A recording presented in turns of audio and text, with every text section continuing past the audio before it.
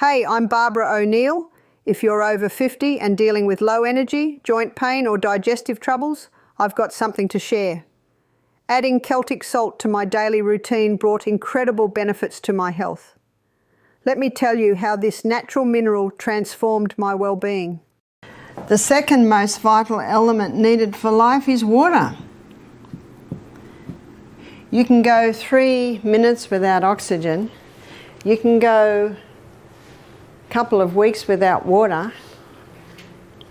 I always thought it was 3 days without water until I read a book called The Long Walk about some people who were escaping the Siberian work camp, and they were in the desert and they went nearly 2 weeks without water. Water is the second most vital element needed for life. In fact, where there's no water, you don't usually get people living, do you? I always say to people, how much water do you drink? And these are some of the answers. I don't like water. If I drink water, my feet swell. If I drink water, I'm going to the bathroom all day. Those last two answers tell me that the water's not getting inside the cell. So how do we get the water inside the cell? We have to go to the third most vital element needed for life, and that is sodium. The fourth most vital element needed for life is potassium. So let's go back to sodium. In nature, we find the highest amount of sodium in seawater. And seawater contains 92 minerals.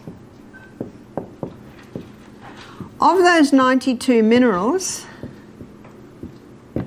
30%, approximately 30% is sodium. And of those 92 minerals, approximately 50% is chloride. Now, because sodium chloride take up the most amount, they're the first crystals formed when the water is evaporated. So what man does is he scoops up the first crystals formed, he bleaches them white, puts aluminium with it so that it runs freely, and there's your table salt. Table salt is a dangerous salt because we now have two very harsh minerals that if you were to inject both of those into the blood, you would die. There's two harsh minerals and they need all the other 90 to soften them and balance them. The highest concentration of mineral inside the cell is potassium. The highest concentration outside the cell is sodium. And in this bilayered membrane that is around every cell, there are sodium-potassium pumps. And these sodium-potassium pumps are ever going like this, maintaining the balance between potassium and sodium. But when someone's not eating enough fruits and vegetables, and that's where you get most of your potassium, and they're putting table salt on everything far too much, what happens now is sodium levels rise and potassium levels drop. There is a small amount of sodium in the cell, but when this happens, you see osmosis and diffusion happens when the highest concentration merges into the lowest. So now sodium levels inside the cell are rising, which they should not, and the cell swells. What's that called? High blood pressure. The doctor is right. Table salt will contribute to high blood pressure. There's a French doctor named Dr. Lelangre, and he's written a whole book on salt. He said, when people come to me with high blood pressure, I put them on Celtic salt. Why does he put them on Celtic salt? Because Celtic salt contains 82 minerals. It's a hand-harvested sea salt. So the minerals are in the Celtic salt in their balanced form. What about Himalayan salt? In many places, Himalayan salt is a lot easy to get. There's about 75 minerals. So it's pretty good. But I prefer the Celtic salt. And one reason is that the Celtic salt has 3 magnesiums. It contains magnesium chloride and magnesium bromide and magnesium sulfate. Magnesium is a water-hungry molecule, and this explains why the Celtic salt is such a moist salt, especially when we've had a lot of rain, because those 3 magnesiums absorb the moisture. And because magnesium is a water-hungry molecule, it can be used to help the water get into the cell. As a thank you for joining me today, we're giving away 100 free copies of my best-selling book to our subscribers. So if you haven't yet, hit subscribe, like this video, and comment why you want to win. Now let's get started. When I began using 2 tablespoons of Celtic salt every day, one of the first things I noticed was how it affected my water intake and hydration. Celtic salt, unlike regular table salt, contains a balance of minerals that are crucial for our body's water regulation. By including this salt in my daily routine, it has helped ensure that the water I drink actually penetrates the cells, improving hydration without causing swelling or frequent trips to the bathroom. This change has led to an overall better feeling of well-being and significantly reduced signs of dehydration that I used to mistake for hunger or fatigue. The only time excess water drinking can be dangerous is if people drink too much at once and don't have the minerals that are in the Celtic salt to pull that water inside the cell. I've had people complain to me, they say, I'm drinking more water now and now I'm going to the bathroom all day. So I say, are you having the salt? Have a little crystal before every glass of water. And ideally we should be having approximately 8 glasses of water a day. And then I say to them, and don't drink a whole glass at once. I think I mentioned earlier, I drink half a glass as soon as I get up. I go to the bathroom, I drink another half glass. Then I get dressed and have another half glass. But when I start every glass, I have that little bit of salt. So you spread the water over the day. And many people have said to me, thank you so much, that has made a big difference. See, huge water in, it's not long before huge water has to come out. It's like watering a plant. And look how God sends the rain, little by little by little. And when there's a tornado, when there's a torrential downpour, that's when the soil gets washed away and flooding can happen. So remember that with your body. Take it little by little by little by little. It is the best way to take it. Lining our gastrointestinal tract are villi. And on the villi is a receptor site. And that receptor site is to take the glucose through and into the blood. So on this villi, we've got blood capillaries that go all the way through. Now in that receptor site is a carrier. And this carrier is designed to take the glucose through to the blood. But the carrier will not accept the glucose unless it comes with a molecule of sodium. I read this in my anatomy and physiology book. In the anatomy and physiology book, I memorized the sentence so I could give it to you from the horse's mouth. Sodium is the main transport system of glucose across the brush border wall and into the blood. And yet what are we told? Don't eat salt. Well, I agree with the table salt because it causes this imbalance of minerals in and out of the cell, absolutely. And did you know that sodium chloride is so strong it can kill the taste buds? Have you seen people that eat table salt? They put it on everything and they put it on before they've even tasted it. Well, no wonder, their taste buds are dying. Whereas Celtic salt, with all of its minerals, it enhances the flavour of the food. Now the red lentils we had this morning, a few people have said, what's in this? I've even served it at my house at breakfast and people have said, is there chicken in this? And I know why they say that. It's because it's so flavoursome. Well, it has a little olive oil, some herbs, nice if you can get fresh or Italian herbs, and some Celtic salt and a bit of turmeric. That's it. I rinse it very well. It must be rinsed well first. And I do that just before it's fully cooked. And yet, as you can see, it's delicious. See, I'm not interested in cooking up onions and garlic, and much as I love that in my lentils, I'll do that at lunchtime. But in the morning, I've got hills to run up and down, creeks to jump in.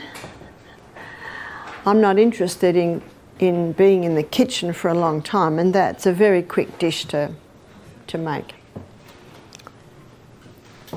So sodium not only is required to get the glucose into the blood, it's also required to get the water into the cell. So it's sodium.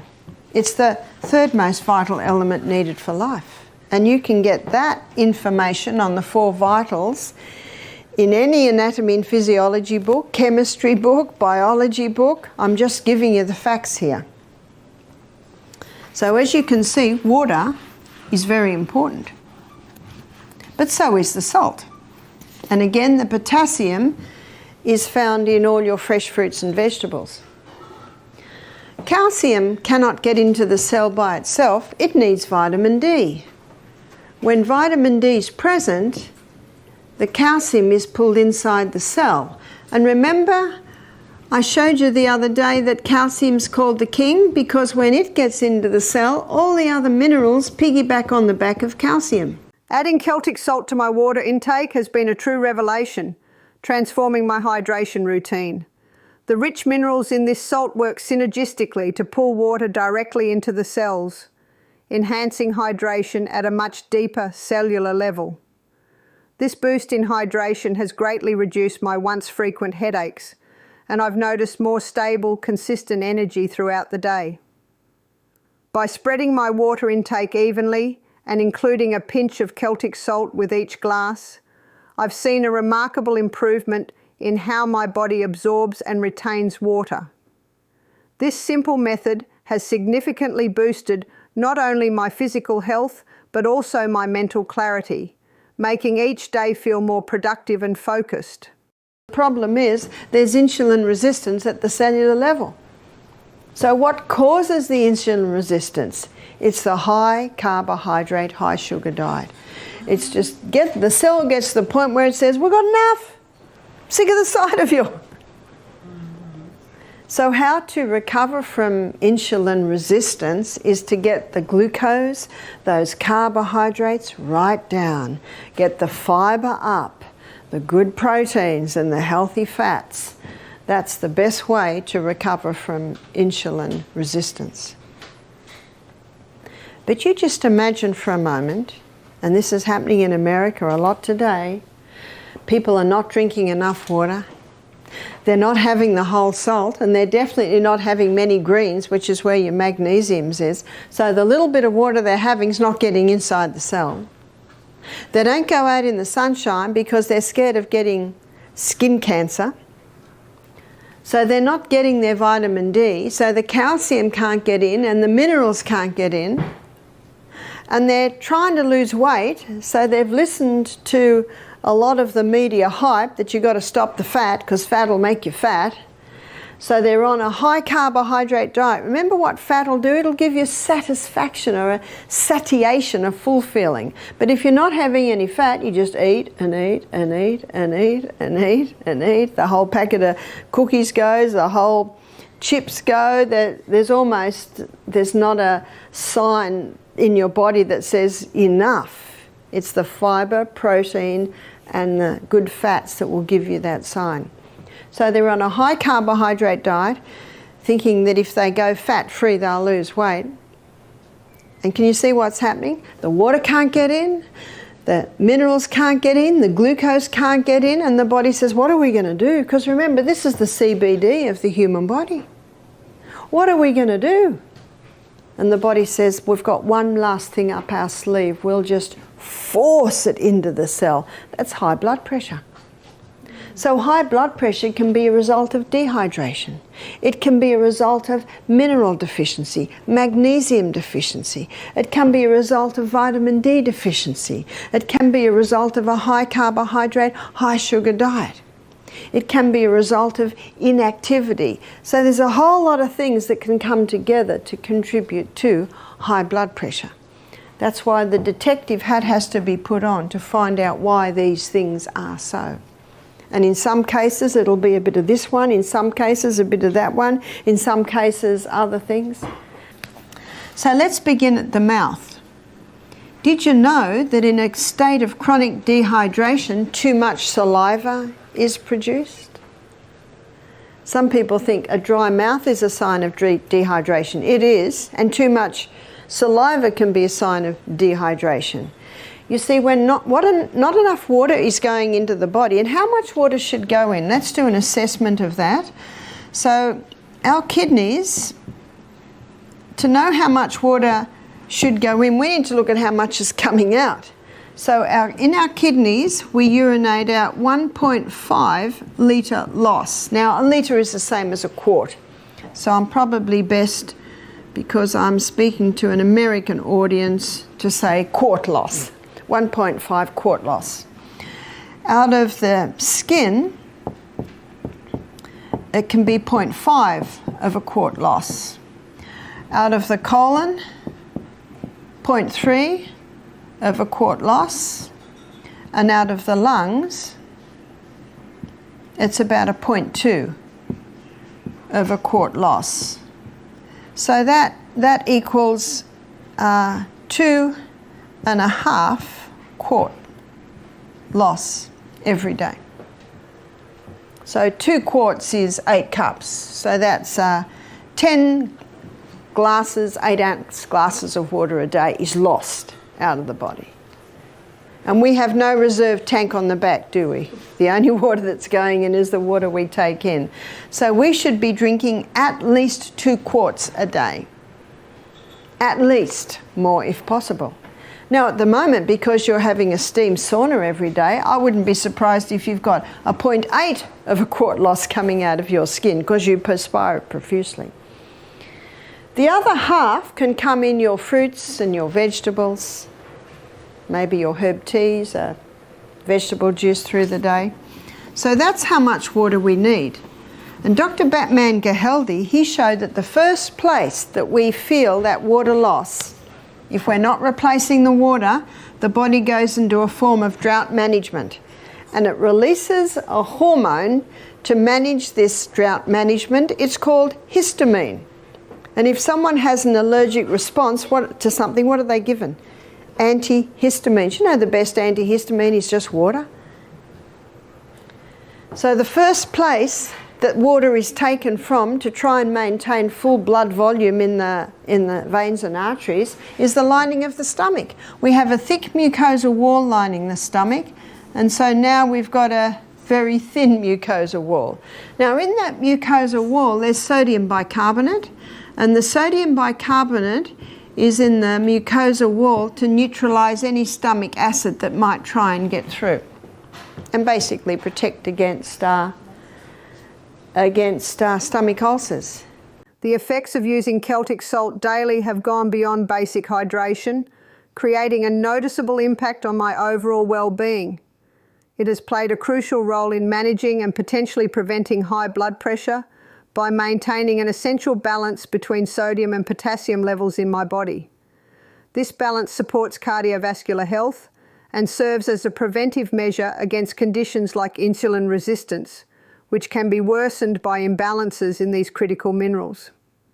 By consistently incorporating Celtic salt into my routine, I've supported my body's natural processes, helping to stabilise my blood pressure, enhance electrolyte function, and ultimately improve my overall metabolic health, energy, and endurance. Now they're all made out of water. If you don't have enough water, your digestion will be compromised. At every stage, water is needed for every body function. So no wonder Dr. Beat entitled his book, when a person has a symptom of disease, he says, must be one of the body's many cries for water. That's the title of his book. Our brain cells shrink when they don't have enough water. Headaches are common when we don't have enough water. Negative thought patterns can develop when our brain cells don't have enough water. I can get my hand to go in and out like that without pain because around every joint there's fluid. And that fluid is synovial fluid, and it is 99% water. In a state of dehydration, the body can take some water from there to maintain full blood volume in the major arteries and veins. And so if I have pain in there, maybe it's called arthritis, but actually maybe it's just a state of dehydration. Our eyeball moves around in water, so we need water at every single step. Also our lungs. Now at the bottom of our lungs, I'll draw you a small picture of our lungs so that you'll understand this. So here's our lungs here. That's one lung. So your trachea splits and comes down, and then it splits again into little bronchioles. It's quite a process. And then at the end of every bronchiole, looks like a little bunch of grapes, but they're alveoli. So at the end of the bronchioles, you've got the alveoli, and this is where the gaseous exchange takes place. Over every alveoli, there's a little blood capillary network, and it is in that blood capillary network where the oxygen is picked up from the alveoli, and the blood drops the carbon dioxide and we breathe out. In every alveoli, there's a minuscule droplet of water. And because of the surface tension of water, when you breathe out, that little alveoli collapses, which allows all the carbon dioxide, the majority of it, to be breathed out, so that now when you breathe in, you can breathe in more oxygen. In a state of dehydration, that little droplet of water is not as it should be, which means that doesn't totally collapse when you breathe out, which means you can't get your full quota of oxygen. But what also happens, the body, to prevent the water loss, it can start constricting the little bronchioles so that we don't lose water.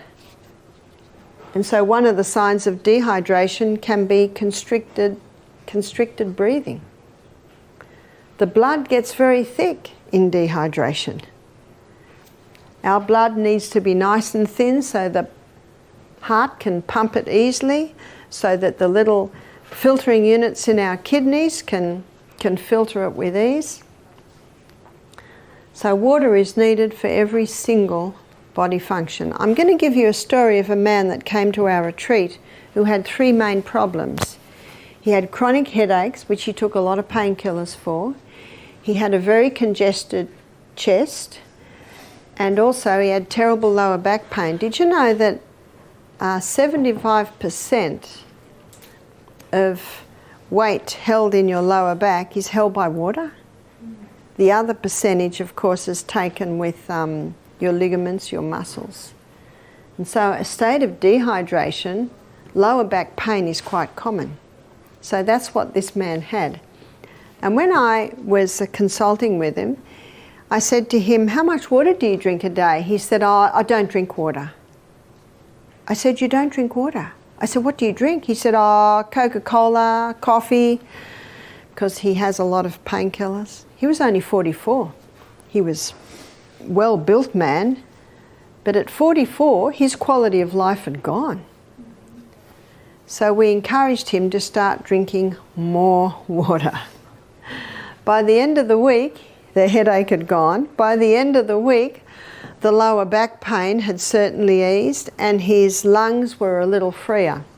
I saw him 5 weeks later. He jumped out of the car with a big smile on his face and had a 2-litre, you'd say 2-quart bottle of water. He said, "I'm drinking 4 litres a day." He said, "In 5 weeks I've had no headaches, no lower back pain," and he said, "My chest is almost clear." What was his problem? It was dehydration. How nice when it's as simple as that. It's not always that simple, but it's nice when it is that simple. Since I started using Celtic salt daily, I have observed a profound and far-reaching impact on my respiratory and joint health. The proper hydration, supported by the balanced mineral content of Celtic salt, ensures my joints and lungs are functioning optimally. The enhanced hydration keeps my synovial fluid abundant, which cushions my joints, reducing pain, stiffness and friction during movement. Meanwhile, the moisture levels in my lungs are effectively managed, allowing for optimal oxygen exchange and better overall respiratory function. Additionally, this boost in mineral balance has improved my skin's hydration and elasticity, as well as my digestive health, highlighting the powerful interconnectedness of hydration and mineral balance with my overall health and vitality. The improvements across various bodily functions have been remarkable and affirm the benefits of a daily Celtic salt routine. One of the signs that you're drinking adequate water is that your urine is clear. So when your urine is clear, that's a fairly good sign that you're drinking enough water. Now at the moment here at the retreat, you're having B vitamins, and those B vitamins have an effect on your body to cause your urine to be fluorescent yellow. So don't be surprised if this week your urine is fluorescent yellow. So you just got to find out how to get it in. And many people in aged care facilities, elderly people, they do not drink enough water. And it certainly is a contributing factor to the mental illness and the deterioration in brains we're seeing. In Australia, there are 1,700 cases of Alzheimer's being diagnosed every week. Now that's a bit scary. Did you know that God never meant our brain to deteriorate? And tomorrow we're going to go to the brain, and tomorrow I'm going to show you how you can get brighter and smarter and wiser with age. Brains should not be deteriorating. Have you read of Alzheimer's or dementia in the Bible? I certainly haven't. And before the flood, you know, people were living till they were 700 and 800 years old. We're getting people today who are showing signs of dementia and Alzheimer's in their 40s and in their 50s, and this should not be. And it's often not just one point, often it's several points, but one is certainly dehydration. So I'll give you a story to illustrate. We had a lady came and did our program a few years ago now, it's probably about 6 years ago now. She was 45 and she brought her mother who had dementia. So we always say if someone has Alzheimer's or dementia, they will need to have a carer with them. Because we're not a hospital, we just teach you how to give your body the conditions for healing. When the mother first arrived, so the mother was probably early 70s, I went into the bedroom and she was just standing there looking out the window. And she looked at me, she didn't seem to even know who I was or acknowledge me. So I talked to the mother, and, well, I couldn't say much to the mother, but I talked to the daughter, and I found out she hadn't drunk any water for 2 days. And because she had dementia, her daughter would ask her and she'd say, oh yes, I've drunk lots of water, but she actually wasn't drinking any. And she hadn't been to the bathroom for 3 days. I'm talking about her bowels. So they're two things that we can fix pretty good. So we gave her herbs to get the bowels moving, and we just got her to drink little bits of water. See, a lot of elderly people are put off water because they don't want to have an accident. But if you can explain to them, just have a mouthful at a time. That's reachable. Just have a mouthful at a time. If you have a mouthful of water every couple of minutes, you'll be surprised how much water you can get into the body in a day. So just have lots of little bits. Within 24 hours, this lady had no dementia. She was lucid, she was talking to people, sitting and dialoguing, and the daughter looked at her, and she hadn't seen her mother like this for a long time. You see, I understand what it's like in an aged care facility, because she had her mother in an aged care facility because it was just so difficult to look after her. She really couldn't leave her.